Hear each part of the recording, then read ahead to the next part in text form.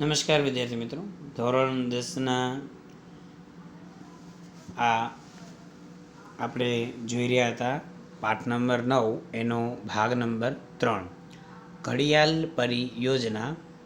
જો અહીંયા આગળ છે એ ચિત્રની અંદર તમે જોઈ શકો છો કે મગર છે, એની એક જાતિનું નામ છે ઘડિયાળ. તો એ પ્રજાતિ છે એ સંકટના આરે હતી, એટલે એના માટેની યોજના છે એ બહાર પાડવામાં આવી. તો સૌપ્રથમ છે વાઘ પરિયોજના. એક અંદાજ મુજબ 20મી સદીની શરૂઆતમાં ભારતના જંગલોમાં લગભગ 40,000 કરતાં પણ વધારે વાઘ હોવાનો ઉલ્લેખ છે. અનિયંત્રિત ગેરકાયદેસર થતા શિકાર અને નિર્વનીકરણના પરિણામે વાઘના અસ્તિત્વ માટે બહુ મોટો ખતરો ઊભો થયો હતો. તે સંજોગોમાં 1971માં વાઘ બચાવવાના હેતુથી આ પરિયોજના શરૂ કરાઈ. યાદ રાખવાનું છે, વાઘ પરિયોજના ચાલુ ક્યારથી થઈ? 1971થી. વાઘ બચાવવાના હેતુથી આ પરિયોજના શરૂ કરાઈ, જે મુજબ વાઘના કુદરતી આવાસોને સુરક્ષિત રાખવા અને તેનું પર્યાવરણીય સંતુલન જાળવવા રાષ્ટ્રીય સ્તરેથી શ્રેણીબદ્ધ પગલાં લેવામાં આવ્યા. અત્યારે દેશમાં કુલ 44 જેટલા ક્ષેત્રોમાં આ યોજના કાર્યરત છે. વાઘ પરિયોજના યાદ રાખવાનું, 20મી સદીની શરૂઆતમાં ભારતના જંગલોમાં લગભગ 40,000 કરતાં પણ વધારે વાઘ હોવાનો ઉલ્લેખ છે.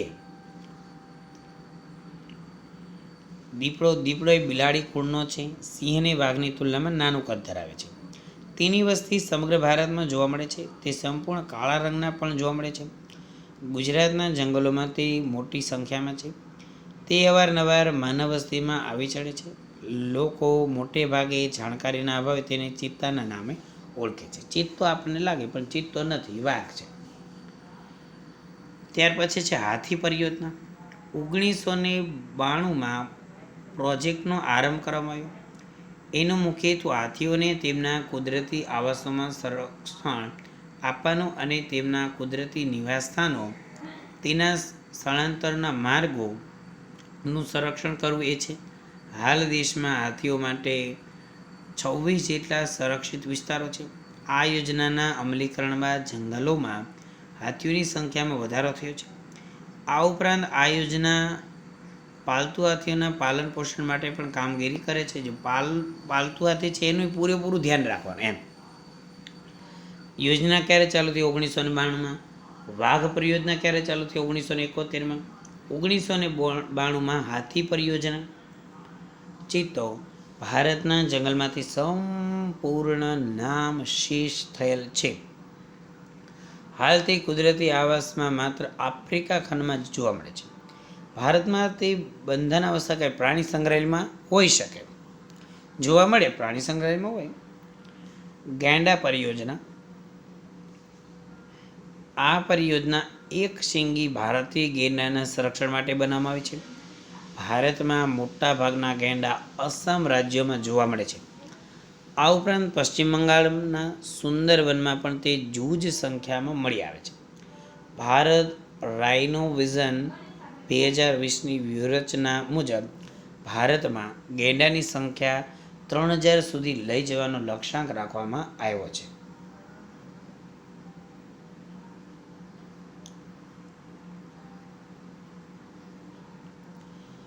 એક શીંગી ભારતીય ગેંડો. અસમમાં બ્રહ્મપુત્રાના દલદલના ક્ષેત્રો, બંગાળમાં સુંદરવનના વિસ્તારોમાં તે જોવા મળે છે. મોટે ભાગે દલદલીય વિસ્તાર હોય ને એમાં હોય. તેના શિંગડામાંથી દવા બનાવવા તેનો શિકાર થાય છે. તે તૃણાહારી જીવ છે. સંરક્ષણના પ્રયાસોથી તેની સંખ્યા વધી છે. દવા એના એક શિંગડામાંથી કે દવા બને, એમાં બિચારાના શિકાર કરનાર. હવે તો જો કે બંધ થઈ ગયું. મીઠા પાણીમાં જોવા મળતી મગરો આ પ્રજાતિની છે. મીઠા પાણીની અંદર હોય. આ 1970ના દશકામાં લુપ્ત થવાની આરી હતી, ત્યારે ભારત સરકારે સમયસર પગલાં લઈ આ પરિયોજના શરૂ કરી. ગીધ પરિયોજના. ગીધ એ કુદરતનો સફાઈ કામદાર ગણાય. કાગડો તે સફાઈ કામદાર ગણાય. તે મૃત ઢોરનું માંસ ખાય છે. ભારતમાં ગીધની કુલ 9 પ્રજાતિઓ જોવા મળે છે. ગીધોની સંખ્યામાં થયેલા અસાધારણ ઘટાડાને લીધે 2004થી આ યોજના શરૂ કરાઈ. હિમદીપડા પરિયોજના. હિમાલયમાં લગભગ 3000 મીટરની ઊંચાઈએ જોવા મળતી આ પ્રજાતિ બરફમાં રહે છે. હિમદીપડા બરફમાં રહે. સ્થાનિક લોકોમાં હિમદીપડા બાબતે જાણકારી વધે અને તેના સંરક્ષણ માટે લોકો જાગૃત થાય તે હેતુથી 2000માં આ પરિયોજના શરૂ કરાઈ. આ ઉપરાંત કાશ્મીરી અંગુલ પરિયોજના, લાલ પાંડા પરિયોજના, મણિપુરમાં જોવા મળતી એક વિશિષ્ટ હરણની પ્રજાતિ માટે મણિપુર થામિલ પરિયોજના, ગંગા બ્રહ્મપુત્રા નદીમાં જોવા મળતી ગંગા ડોલ્ફિન પરિયોજના પણ કાર્યરત છે. આ બધી યોજનાઓ અત્યારે કાર્યરત છે જ તે. ત્યાર પછી આપણે જોઈ તો રાષ્ટ્રીય ઉદ્યાન, અભયારણ્ય અને જૈવ આરક્ષિત ક્ષેત્ર. અભયારણ્યો, રાષ્ટ્રીય ઉદ્યાન અને જૈવ આરક્ષિત આ બધાની વચ્ચે એક પાતળી ભેદરેખા છે ખાલી. બાકી બધાની અંદર કરવાનું છે હું તો કે પ્રાણીઓની સુરક્ષા, જંગલોની સુરક્ષા, વન્યજીવોના સંરક્ષણ હેતુસર અભયારણ્ય, રાષ્ટ્રીય ઉદ્યાન, જૈવ આરક્ષિત ક્ષેત્રોની સ્થાપના કરવામાં આવે છે. આ ત્રણેય શબ્દો એકબીજાના પર્યાય જેવા લાગે છે, પરંતુ એમાં તફાવત છે. આપણે તેનો પરિચય મેળવીએ. પાતળો તફાવત સાવ. અભયારણ્ય તો કે ચોક્કસ મર્યાદામાં માનવ પ્રવૃત્તિને અનુમતિ આપવામાં આવે છે. સત્તાધિકારી પાસેથી અનુમતિ મેળવ્યા બાદ પાલતુ પશુઓને ચરાવવાની છૂટ આપવામાં આવે છે. ચોક્કસ મર્યાદામાં તે માનવને જવાની છૂટ હોય, નકર નહીં. વન્યજીવ અભયારણ્યની સ્થાપના કોઈ એક વિશેષ પ્રજાતિના સંરક્ષણ માટે કરે છે. જો અભયારણ્યની અંદર હોય કોઈ એક વિશેષ પ્રજાતિનું જેમાં ધ્યાન રાખવાનું હોય. અભયારણ્યની સ્થાપના રાજ્ય સરકાર દ્વારા જરૂરી પ્રક્રિયા દ્વારા કરી શકાય છે. પેરિયાર છે, ચંદ્રપ્રભા છે, એતુર નાગરમ અભયારણ્ય જાણીતા અભયારણ્ય છે.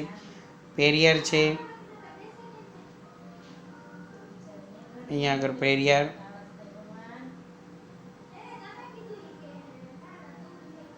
ત્યાર પછી છે ચંદ્રપ્રભા, એતુર નાગરમ. તો આ બધા અભયારણ્યો છે. જો વાદળી ટીકવાળા બધા અભયારણ્ય છે. પક્ષી અભયારણ્ય છે એ ગુલાબી કલરનો સ્ટાર, અને રાષ્ટ્રીય ઉદ્યાન છે લીલા કલરનું છે. હવે અભયારણ્ય પણ, અને આમાંથી એક પ્રશ્ન નકશાનો દર વર્ષે પૂછાય છે.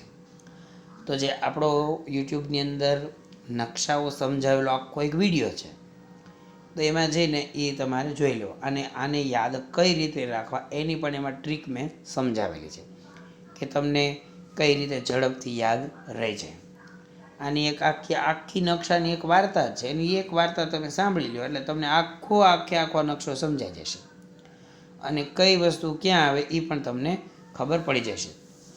તો યુટ્યુબની આપણી જે ચેનલ છે એની અંદર જ તે નકશાઓ આપણે સમજાવેલો છે. એમાં તમને વિસ્તારથી સમજાવેલો છે.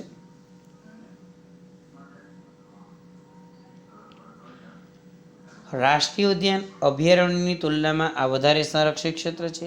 તેમાં એકથી વધારે પારિસ્થિતિક તંત્ર સમાવેશ હોય છે. ઓલામાં શું હતું? એક જ પ્રાણીનું હતું. આમાં એકથી વધારે હોઈ શકે. પાલતુ પશુઓને ચરાવવા પર સંપૂર્ણ પ્રતિબંધ. અભયારણ્યની જેમ તે કોઈ એક વિશિષ્ટ પ્રજાતિ પર કેન્દ્રિત હોતું નથી. તેની સ્થાપના રાજ્ય અને કેન્દ્ર સરકારના સંકલનથી કરે છે. કાઝીરંગા, કોર્બેટ, વેળાવદર, દરિયા રાષ્ટ્રીય ઉદ્યાન, ગીર, દચેગામ વગેરે અગત્યના રાષ્ટ્રીય ઉદ્યાનો છે. જૈવ આરક્ષિત ક્ષેત્ર તેની રચના આંતરરાષ્ટ્રીય માપદંડો અનુસાર કરાય છે. આંતરરાષ્ટ્રીય માપદંડો અનુસાર જે તે ક્ષેત્રની પ્રાકૃતિક અને સાંસ્કૃતિક વિવિધતાનું સંરક્ષણ કરવાનો હેતુ રહેલો છે. તે ક્ષેત્રમાં થતી બધી વનસ્પતિ, જીવજંતુ અને જમીન ઉપરાંત ત્યાં વસતા માનવ સમુદાયની જીવનશૈલીનું પણ સંરક્ષણ કરે છે. અભયારણ્યમાં તો એક જ હતું. રાષ્ટ્રીય ઉદ્યાનમાં 2-4 પારિસ્થિતિક તંત્ર આવી જાય, અને જૈવારક્ષિત ક્ષેત્રની અંદર તો બધું આવી જાય. ત્યાં જૈવ વિવિધતા બાબતે સંશોધન અને પ્રશિક્ષણ માટેની ખાસ સવલતો ઊભી કરાય છે. આ પ્રકારે ઘોષિત વિસ્તારોમાં તમામ પ્રકારની બહારની માનવીય ગતિવિધિ સંપૂર્ણપણે પ્રતિબંધિત હોય છે. આ ક્ષેત્રનો સરેરાશ વિસ્તાર એકંદરે 5000 ચોરસ કિમી મોટો હોય છે. નીલગિરી, મન્નારીની ખાડી, ગ્રેટ નિકોબાર, સુંદરવન, પંચમઢી વગેરે દેશના મહત્ત્વના જૈવ આરક્ષિત ક્ષેત્ર ગણાય છે. ગુજરાતના કચ્છના રણની વિશિષ્ટ પરિસ્થિતિના સંરક્ષણ હેતુસર 2008ની સાલમાં તેને જૈવ આરક્ષિત ક્ષેત્ર ઘોષિત કરાયું છે. જો ભારતની અંદર જૈવ આરક્ષિત ક્ષેત્ર કેટલા? 18. ગુજરાતમાં 1. રાષ્ટ્રીય ઉદ્યાન કેટલા? 103. ગુજરાતમાં 4. અભયારણ્ય 531 અને ગુજરાતમાં 23.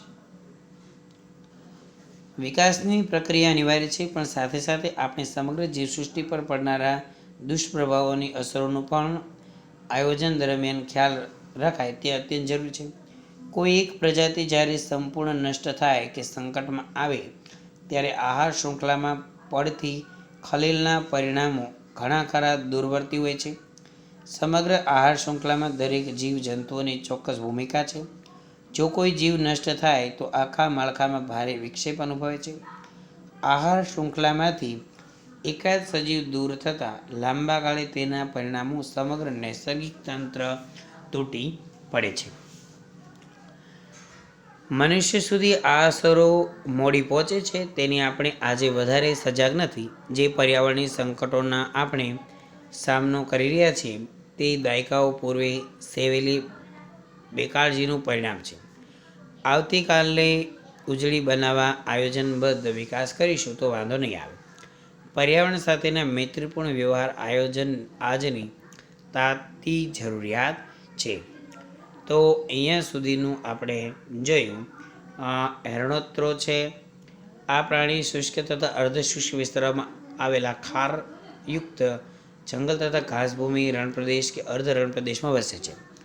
ગુજરાતના કચ્છ જિલ્લાના નાના અને મોટા રણમાં બન્ની તથા નારાયણ સરોવર અભયારણ્યમાં તેની વસ્તી છે. શિયાળથી મોટું ઊંચું ભરાવદાર ગોળ મોઢું અને ઊંચા કાનથી તે ઓળખી શકાય છે. નાના કદના પક્ષીઓ અને પ્રાણીઓનો તે શિકાર કરે છે. તેના પછીનો પરથી તેની ઉપસ્થિતિ જાણી શકાય છે. પગલાંની નિશાની. ડુગાગ આ એક વિશિષ્ટ જળચર છે. ભારતના પશ્ચિમી સમુદ્રી કિનારે કચ્છના અખાતમાં તે હાલમાં અત્યંત જૂજી સંખ્યામાં જોવા મળે છે. આ ક્ષેત્રો ઉપરાંત તેની વસ્તી આફ્રિકાના પૂર્વ કિનારે, દક્ષિણ પૂર્વ એશિયાના સમુદ્ર કિનારે અને ઓસ્ટ્રેલિયાના ઉત્તર કિનારે જોવા મળે છે. તેનો મુખ્ય ખોરાક સમુદ્રી ઘાસ અને વનસ્પતિ છે, પણ કવચિત તે જળચરોનો આહાર પણ કરે છે. તેના માંસ અને તેની ચરબીથી તેલ મેળવવા તેનો શિકાર ખૂબ કરવામાં આવે છે. એક સમયે ડુગાગ ગુજરાતના તમામ ખાસ કરીને સૌરાષ્ટ્રના કિનારે જોવા મળતા હતા તે આજે ત્યાં જ્વલંત જોવા મળે છે. આ સાથે જ તે આ પાઠ છે એ આપણો અહીંયા પૂરો થાય છે. અને સ્વાધ્યાયના પ્રશ્નો આપણે એક પછી એક તમને હોમવર્કમાં આપેલા છે, એટલે એ પ્રવૃત્તિ પણ તમારે થઈ ગઈ. ગુજરાતના જંગલમાંથી લુપ્ત થયેલા વન્યજીવો કયા છે? સ્થાનિક સ્વરાજ્યની સંસ્થા. વિશ્વમાં પશુ પક્ષીઓની કુલ લગભગ કેટલી પ્રજાતિઓ છે? તો MCQ પણ આની અંદર ટીક કરી નાખજો. ટૂંકમાં ઉત્તર લખો, એ પણ તમને હોમવર્કની અંદર આપવામાં આવશે. એટલે આપણે સ્વાધ્યાય છે એની પણ ચર્ચા જોઈ લીધી. સ્વાધ્યાય તમે હોમવર્કની અંદર લખતા જશો એટલે તમારે એ પણ પાકું થઈ જશે. સ્વાધ્યાયના પ્રશ્નો એક પણ બાકી નહીં મૂકવાના. પ્રશ્ન છે એનું સ્વરૂપ ખાલી ફેરવાય છે, જવાબ તો એનો એ જ રહે. બરાબર ને? દીપડા વિશે માહિતી આપો કે ભારતીય દીપડા વિશે માહિતી આપો, બે પ્રશ્ન એકના એક જ થયા. સમજાણું? વાઘ પરિયોજના અથવા એમ પ્રશ્ન પૂછે 1971માં કઈ યોજના છે, પરિયોજના છે એ ચાલુ કરવામાં આવેલી હતી તેના વિશેની માહિતી આપો, 2 માર્કનો પ્રશ્ન. તો 1971માં તમને ખ્યાલ જ છે કે વાઘ પરિયોજના ચાલુ કરવામાં આવી હતી. હવે આપણે જોઈ એટલે આપણને અગલે અઘરો પેપર આવી ગયો, પણ અઘરો પેપર નથી ભાઈ, તે નથી જોયું. બરાબર ને? એટલે આપણે એક પણ પ્રશ્ન બાકી નહીં મૂકીએ. તો અહીંયા આગળ આ પાઠ પણ પૂરો થાય છે અને લેક્ચર પણ પૂરો થાય છે. Thank you.